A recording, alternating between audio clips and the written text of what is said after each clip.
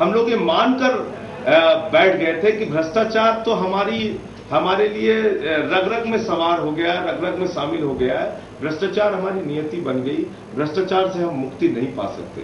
लेकिन अप्रैल के आंदोलन के बाद, अगस्त के आंदोलन के बाद और इस राजनीतिक विकल्प देने की प्रक्रिया से उम्मीद एक जगी है देश में, एक बड़ी क्रांति, बड़ा आंदोलन देश में हुआ है।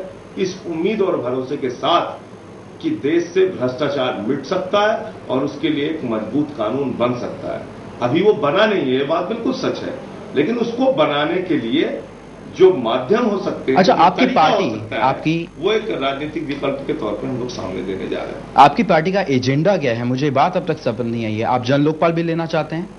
उसके बाद आप क्या कुछ करेंगे? भ्रष्टाचार इस देश की सबसे बड़ी बीमारी है। कश्मीर से कन्याकुमारी तक एक ही बड़ी बीमारी जो फैली हुई है देश में, सारे लोग जानते हैं, वो है भ्रष्टाचार। भ्रष्टाचार से सभी जाति, धर्म, भाषा, क्षेत्र के लोग पीड़ित हैं, चाहे दलित हो, चाहे सवर्ण हो, चाहे पिछड़ा हो, चाहे अगड़ा हो।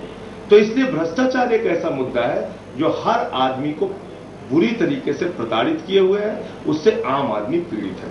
तो इसके लिए जन लोकपाल कानून की बात हम कर रहे हैं। दूसरा मुद्दा है कि चुनाव के जरिए जो गलत लोग पार्लियामेंट और विधानसभाओं में पहुंच जा रहे हैं, क्योंकि नीतियां उनको बनानी है, क्योंकि कानून उनको बनाना है, इसलिए वो पूंजीपतियों के हक में कानून बनाते हैं। 13 लाख करोड़ रुपए की सब्सिडी 3 साल के अंदर उद्योगपतियों और पूंजीपतियों को दी गई, लेकिन गैस और सिलेंडर का दाम बढ़ाने की कम करने की जब बात आती है, पेट्रोल डीजल का दाम कम करने की बात आती है, तो सरकार कहती है हमारे पास सब्सिडी देने के लिए पैसा नहीं है। किसानों को राहत देने की बात आती है, उनको लागत मूल्य देने की बात आती है, तो सरकार कहती है हमारे पास पैसे नहीं है। बेरोजगारों को रोजगार देने की बात आती है, तो सरकार कहती है पैसे नहीं है। तो ये जो सरकार के बहाने हैं, ये इसको रोका तभी जा सकता है जब वहां पे अच्छे ईमानदार लोग पहुंचे। उसके लिए हमने कहा कि हम राइट टू रिजेक्ट का कानून और राइट टू रिकॉल का कानून लाएंगे।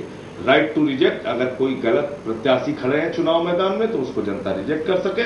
राइट टू रिकॉल इस बात के लिए कि अगर हमने किसी को अच्छा समझ के भेजा और वहां जाकर वो भ्रष्ट होता है तो उसको हम वापस बुला सकें। इसके साथ साथ हमने इसमें यह भी कहा है कि ग्राम सभाओं को अधिकार संपन्न बनाया जाएगा, मोहल्ला सभाओं को अधिकार संपन्न बनाया जाएगा, ग्राम स्वराज का कानून लागू किया जाएगा। इसमें हमने ये भी कहा है कि महंगाई को कंट्रोल करने के लिए भ्रष्टाचार सबसे बड़ा जिम्मेदार है, उसके लिए जनता से एक राय बनाकर उसको कंट्रोल करने के लिए हम लोग, यानी ये सारी बातें अपनी जो ड्राफ्ट में लिख दी घोषणा पत्र में और विजन डॉक्यूमेंट में हमने कही है। चलिए, यहाँ एक छोटे से ब्रेक के लिए रुक रहे हैं। ब्रेक के बाद जब वापस आएंगे तो संजय सिंह से कुछ और मुद्दों पर बात करेंगे। आप बने रहिए हमारे साथ।